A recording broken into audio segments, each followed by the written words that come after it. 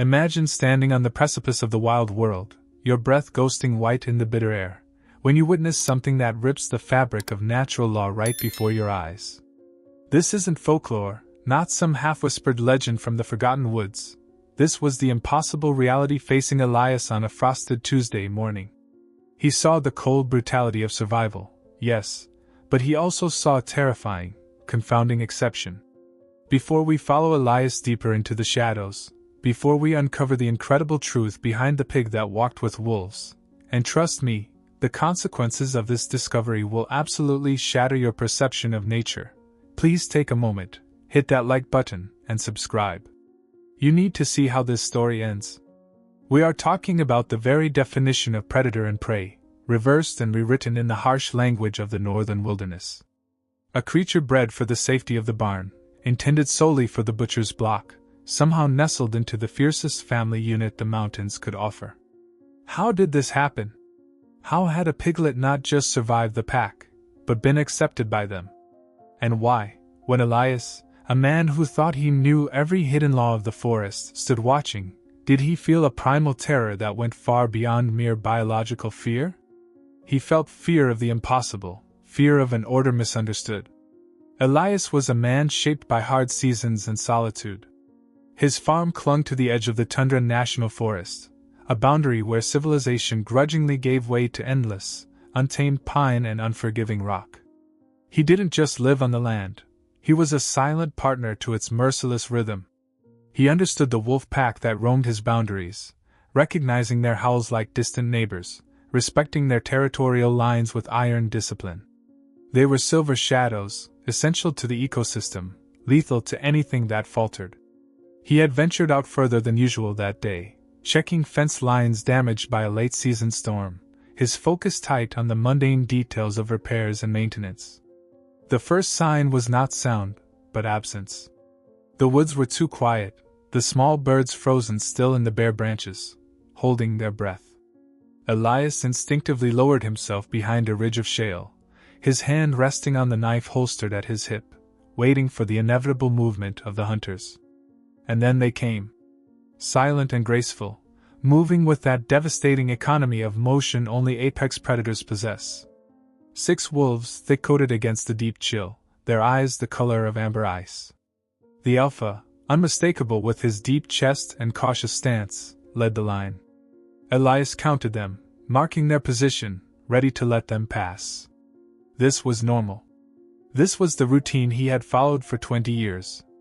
But the line wasn't pure wolf. Nestled directly behind a young female, trotting along with an almost comical, misplaced confidence, was a pig. Not a boar, not some half-feral hog, but a domestic piglet, barely 6 months old, its pinkish hide stained with mud and pine needles, its snout rooting casually in the frozen earth right next to the alpha's massive paws. Elias couldn't breathe. His mind, trained for 2 decades to categorize, analyze, and survive, simply stalled. It was a rupture in reality, a visual non sequitur so profound it felt like a hallucination brought on by the cold. A pig among wolves. A potential meal ticket that was somehow moving as a dependent, a ward, a member of the pack. He spent the next hour frozen, observing the unit from his hidden vantage point. The wolves settled near a frozen stream bed. The dynamics were sickeningly intimate. The piglet, apparently completely unburdened by the constant threat of instant consumption, tried to mimic the wolves' movements. When the alpha began tearing into a scrap of old kill, likely a deer leg, the pig rushed forward, pushing its shoulder against the alpha's flank in a clear display of familial impatience. What followed was the crucial, terrifying pivot. The alpha didn't snap, didn't correct it, didn't claim dominance with a punishing growl. He simply shifted his weight, allowing the smaller animal access to the remnant of sinew and bone.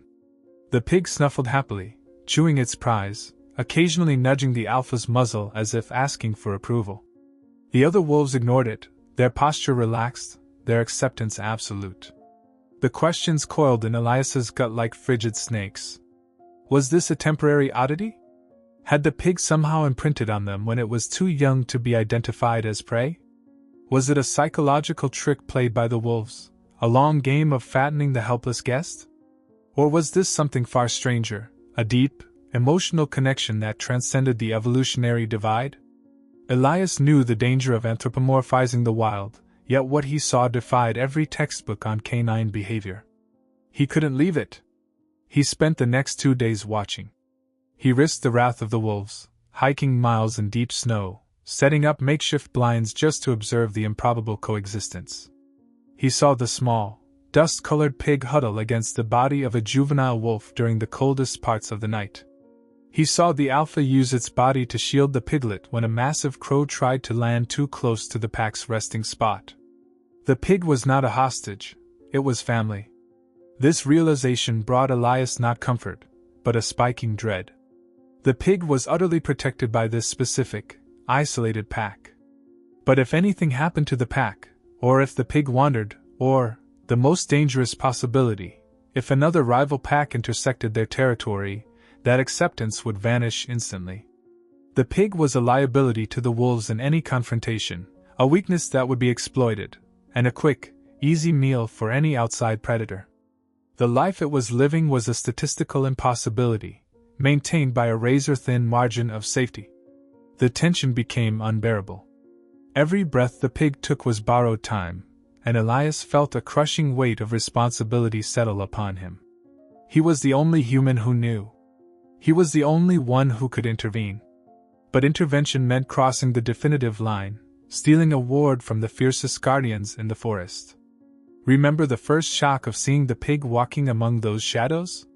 Now, understand the fear of knowing that you must choose, leave the pig to its unnatural, beautiful, and ultimately doomed fate, or risk the coordinated attack of a full pack of highly intelligent wolves to save a creature that has clearly chosen its own dangerous path. The very moment he considered rescuing it, he knew he risked not just his life, but possibly the stability of the entire pack dynamic. The weather shifted on the third night. A low-pressure system swept in, driving a dense, biting snow, churning the wind into a monstrous howl. More importantly, the wind shifted the territorial markers. While observing from a safe distance, Elias caught the scent carried on the gale, a scent that wasn't his pack's.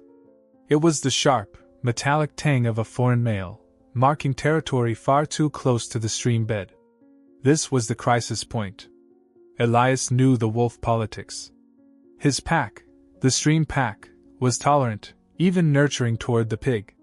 But a rival pack, driven by hunger or territorial imperative, would see the pig as a biological absurdity, an easy opportunity, or a weakness to exploit in the stream pack's defenses. The pig would be the first casualty of any interaction, ripped from the protective circle and devoured before the snows settled. The time for observation was over. The pig's bizarre existence was predicated on isolation. That isolation was now broken. Elias realized the wolves hadn't saved the pig, they had merely delayed the inevitable confrontation with nature. He had to move tonight. He had to steal the pig from its impossible family before dawn broke and the two packs inevitably met. His hands shook, not just from the cold, but from the enormity of the decision. He packed his bag with specific care, strong rope, a heavy canvas blanket, and a single item that might make this suicide mission survivable: his custom tranquilizer rifle, loaded with doses calibrated for large livestock, praying the dart would find the pig and not a wolf. Under the cold, indifferent glare of the almost full moon, Elias began his descent toward the valley floor. His heavy winter boots crushed the snow into brittle silence, every crunch sounding deafeningly loud in the tense quiet. He was hunting, but his prey was a confused creature of the domestic world, sheltered by the most dangerous hunters in the mountains. He was going in, a single man against 6 silver ghosts, attempting to commit grand larceny against the very law of the wilderness. You absolutely need to see what happens when the farmer tries to separate a pig from the wolves that raised it. Don't miss the immediate fallout, and the shocking confrontation that leads to an even deeper mystery in Part 2. Subscribe right now, hit that like button to show your support, and comment below telling us what country or city you are watching this impossible story from. Silas's breath itched, frozen not by the cold morning air, but by the impossible tableau playing out in the clearing below.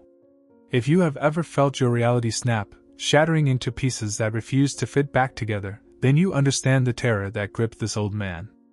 This story demands attention. It is a testament to the wild, brutal things that happen far from the comforts of civilization.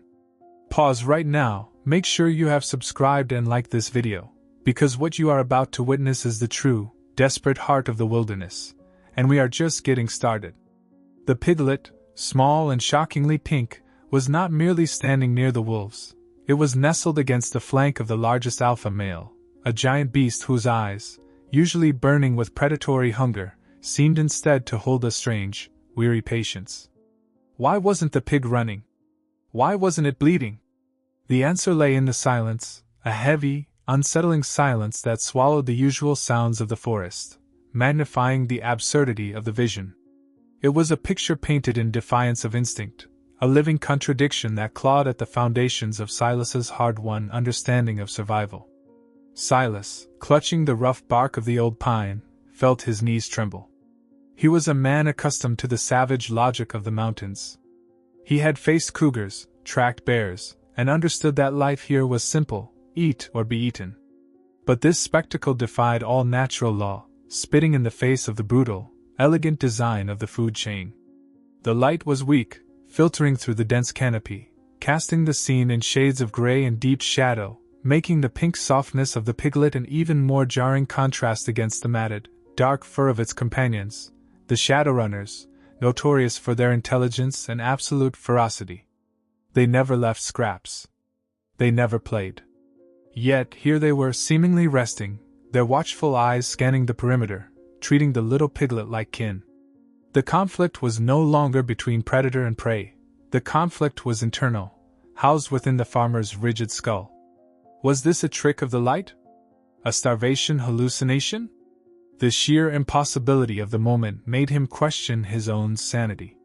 He watched the subtle movements of the pack, searching for the telltale signs of manipulation, the flicker of a cruel game about to turn deadly. But the signs were all wrong. The wolves moved with a protective lethargy, their energy conserved, their focus singular, the center of their circle, where the piglet, whom Silas began to call Runt in his mind, moved without a shred of fear. What had happened to the sow? Where was the rest of the litter?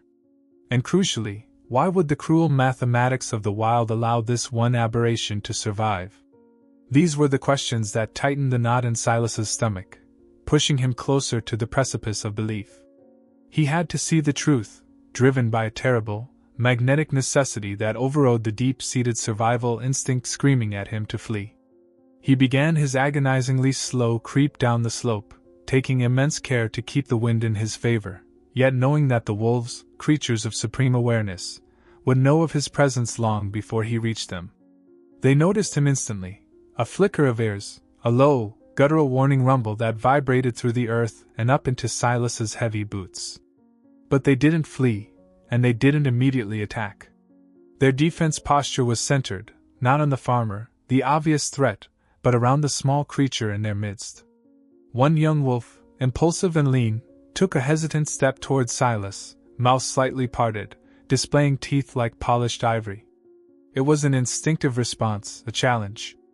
The alpha, without lifting its head, with a movement of startling, controlled speed, slammed its massive muzzle into the flank of the younger wolf. It wasn't an attack, it was a profound, unmistakable correction, a clear, silent command: *, do not touch the perimeter. Defend the center. * the young wolf whined, tucking its tail, instantly obeying the hierarchy. The protection was absolute. The piglet, oblivious or perhaps simply trusting in its strange armor, nudged the alpha's chin. And then, the true horror unfolded. The alpha leaned its massive head down, and instead of tearing, instead of asserting dominance, it began to gently, carefully lick the piglet's ear, moving to the crown of its tiny head. It was an act of grooming, an intimacy reserved only for the closest kin, an expression of care that negated the centuries of predatory history carried in the wolf's DNA. Silas felt a cold dread settle in his bones, realizing this was not a hostage situation or a delayed meal. This was adoption, a bond sealed by necessity and time. But what necessity could be powerful enough to override the fundamental law of flesh and blood? If you thought you understood the complexity of the wilderness, look again. This is the moment that redefined everything Silas believed about survival and instinct. You are witnessing the development of a bond that should be impossible, a tragedy and a miracle interwoven. Stay with us, because the reason behind this unnatural alliance is far darker and more profound than any simple sentimentality. Silas spent the next hour hidden, watching the strange family move. The sun began its slow arc upward, painting the clearing in sharper, less forgiving light. Runt moved with a surprising gait, not the shuffling, clumsy trot of a barn animal, but a quick, agile scurry, keeping pace with the long, silent strides of the pack. Runt wasn't grazing.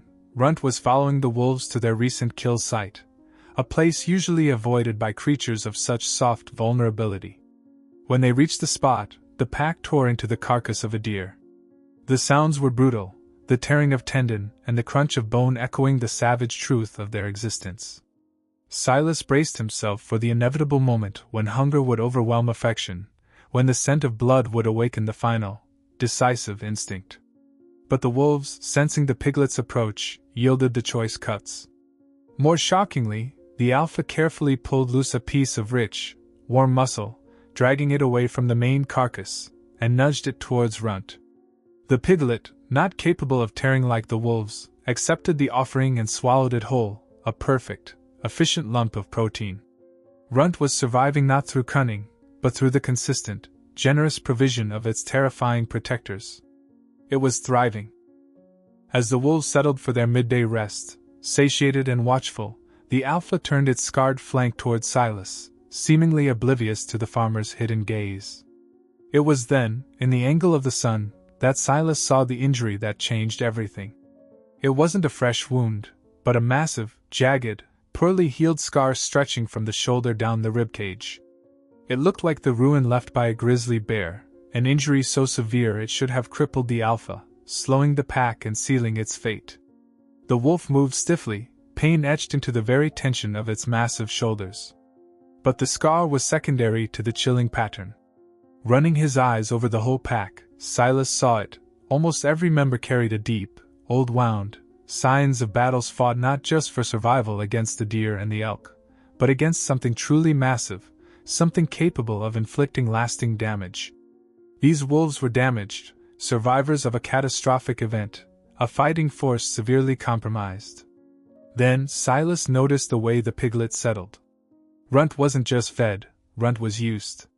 Whenever the alpha shifted painfully, the piglet would naturally settle itself right against the wounded area, its small, warm body providing a cushion, localized pressure, and heat to the old injury, acting as a living, breathing hot compress. When the alpha lay down to sleep, Runt nestled precisely along the line of the oldest, deepest scar tissue. The piglet was a source of comfort in a world of constant, lingering pain. But the biggest, most horrifying realization came when Runt lifted its head, looking directly at the spot where Silas was hiding, though the farmer was perfectly concealed. In the piglet's eyes there was no fear, no soft, domesticated innocence. There was only the blank, unblinking awareness of a creature that knew exactly where it belonged and knew that its survival depended on the continued existence of its powerful, broken family. The wolves weren't protecting the pig out of simple affection, they were depending on it. And that dependence was a chain forged in desperation and shared trauma. The piglet was their palliative care, their indispensable healer. The bond wasn't one of simple love or misplaced sentiment. It was a brutal, practical transaction born of shared trauma and physical need. Silas knew he had seen too much. He had interfered by watching, becoming a variable in a fixed and dangerous equation. The pack was aware of him, and he was aware of their profound, desperate secret. The confrontation was inevitable. The question remained, in this twisted family, where the weak sustained the strong, who was truly the pet, and who was the master? The ending of this story will redefine everything you thought you knew about the wild. Do not miss the final part. Subscribe now, hit the like button, and tell us in the comments right away, what country and what city are you watching this unbelievable tale from? Your next view is the climax you've been waiting for. Silas stood on the sheer granite lip of the ridge, the air thin and sharp like shattered glass. He had pursued this impossible scene for 3 grueling days, driven by a conviction that bordered on madness, he had to save the pig. You won't believe the final, heartbreaking truth that forced his hand and defined the ultimate, shocking fate of little Percy. Stay with us until the very last word, because the climax of this strange wilderness drama redefines everything you thought you knew about loyalty. If this incredible story of nature's strange alliances resonates with your heart, please take a brief moment right now to hit that subscribe button and give this video a thumbs up to support our work. This wasn't just about a farmer finding stray livestock. This was about the absolute violation of the natural order. It was about the razor-thin line between predator and companion, a line Silas thought was eternally fixed in blood and hunger. Yet down below, nestled in a small, sheltered copse of juniper, Percy trotted happily alongside the massive, scarred alpha female, a beast whose eyes held the cold wisdom of countless winters. The real question that gnawed at Silas wasn't how Percy had survived the initial encounter, but why the wolves had chosen this profound, confusing tolerance, why they needed the soft, pink creature in their brutal lives. The sun was already slipping behind the western peaks, casting long, hungry shadows that stretched and crawled across the snow-dusted ground. It was the golden hour, the time of the wolf. Silas clutched the cold metal of his rifle, his knuckles white. He had waited for the perfect window, a moment when the pack was scattered for the evening hunt. Now, only 3 figures remained below: the imposing alpha, the vigilant, dark-furred male sentinel, and Percy, snuffling the damp earth near a cluster of frozen berries. The conflict inside Silas was an agonizing, burning thing. If he simply rushed in, yelling and firing warning shots, he would likely invite a swift, violent retaliation that would end his life and the piglets. If he left Percy, he was abandoning a creature bred for the safety of a warm barn to the endless, merciless lottery of the wild, where one misstep meant oblivion. His intention was rescue, his tool was fear, and the target was tiny and utterly defenseless. Or so he believed. He adjusted his stance, his muscles coiled, ready to make the desperate, inevitable move. The sight of the piglet, looking so absurdly out of place, made his finger tremble near the trigger guard. This was more than a choice between life and death. It was a choice between 2 entirely different worlds for Percy, and Silas was about to impose the decision. He had observed their interactions closely over the days, mapping the strange dynamic. Percy was often near the center of the pack when they slept. When the piglet strayed, the wolves didn't stalk him. The alpha female would nudge him back with her snout, a strange, guttural sound of correction that bordered on maternal. Was he a pet? A warning system? Or perhaps, as the unsettling theory suggested, a bizarre, living totem that brought strange luck to the brutal hunters? The open loop of their motivation was a gaping chasm in Silas's understanding of nature. He watched as Percy nudged the alpha's leg, a casual, familiar movement, demanding attention like a puppy. Silas could wait no longer. The light was fading fast. He took a massive, rattling breath, the freezing air searing his throat and lungs, and began his descent. He moved carefully, testing each footfall on the steep, frozen slope, but the silence of the high mountains was unforgiving. A loose collection of pebbles gave way under his boot, sliding down the incline with a sudden, loud clatter. The sound was a cannon blast in the quiet forest. Immediately, the 2 wolves snapped their attention upwards. The scarred male, the sentinel, lowered his head, eyes fixed instantly on Silas. A low, terrifying growl erupted from the wolf's chest, a sound so deep it didn't seem to come from a living throat but from the earth itself. The wolf postured, teeth briefly flashed, and began to stalk forward, stiff-legged and menacing. The confrontation was terrifying, direct, and non-negotiable. Silas raised his rifle, sighting the air just above the sentinel's head, prepared to fire a warning shot that would either save the pig or initiate his final moments. But just as the sentinel wolf gathered himself for the charge, Percy did the unimaginable. Wait until you hear what the pig did next. It was an act of loyalty so profound, so utterly contradictory to everything Silas and the audience had assumed, that it completely changed the entire structure of this terrifying standoff. It forced Silas to drop his rifle and rethink every single one of his assumptions about the wild heart of the forest. If you are as captivated by this primal, strange loyalty as Silas was, let us know in the comments below if you think the pig should have been left alone. Percy did not squeal in fear. He did not bolt towards the shelter of the trees. He did not hide behind the alpha female, his designated protector. Instead, the little pig charged the enormous, dark-furred sentinel wolf. Percy didn't attack with aggression, but with sharp, proprietorial agitation. He bumped his snout repeatedly against the massive flank of the wolf, squealing not in terror, but in a loud, demanding protest, a clear display of defense, a warning that translated unmistakably as, "back off. This is my family member, and you are hurting him."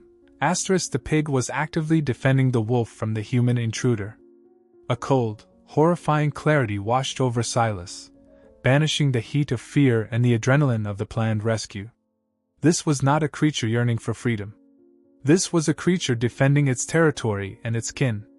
Percy was not a hostage, he was a participant. The sentinel wolf, momentarily distracted by the unexpected internal agitation, paused its charge. The alpha female, witnessing this bizarre display, did not move to attack Silas. Instead, she emitted a low, rumbling noise, a sound Silas knew well from the barnyard, a sound of firm, deep affirmation, a declaration of territory and belonging. She nudged Percy gently with her massive head, correcting his position, then fixed her luminous amber eyes on Silas once more. In those eyes there was no fear, no malice, only an overwhelming, fierce sense of ownership. The truth was a heavy, visceral weight. Percy was safe, not in spite of the wolves' predatory nature, but because they had found some essential, inexplicable role for him within their harsh hierarchy. Perhaps he was the protector of the young pups, or perhaps he was simply the strange emotional anchor, the unexpected, soft center that kept the pack whole. They didn't eat him because they loved him, in the terrifying, unforgiving way the wild understands love. They had adapted him. They had become his true family. Slowly, agonizingly, Silas lowered the heavy rifle. The metal, so recently a tool of rescue, felt suddenly heavy and utterly useless. He had come here to save a creature from a life ending in violence, only to realize he would be saving it to a death of confusion and loneliness back on the farm. A life of soft straw and feed would be a betrayal compared to the intense, terrifying loyalty he had just witnessed. He understood now that his intervention would not be rescue. It would be a cruel, painful kidnapping. He took one final look at the piglet, who was now snuffling contentedly between the alpha's front paws, oblivious to the drama it had resolved. Silas turned his back on the ridge, on the gathering darkness, and on the strangest, most shocking family portrait he had ever seen. He walked away from Percy and the wolves, leaving them to their impossible, beautiful coexistence. The mystery of the pig among the wolves was finally solved, revealing not cruelty, but the profound and terrifying depth of loyalty in the wild heart. What would you have done in Silas's place? Let us know your thoughts and theories in the comments below. And don't dare miss out on more unbelievable, heartwarming, and shocking stories from the natural world. Hit that subscribe button right now, smash the like button to show your support, and tell us right now, in the comments, from which incredible country or city you are watching this extraordinary story unfold.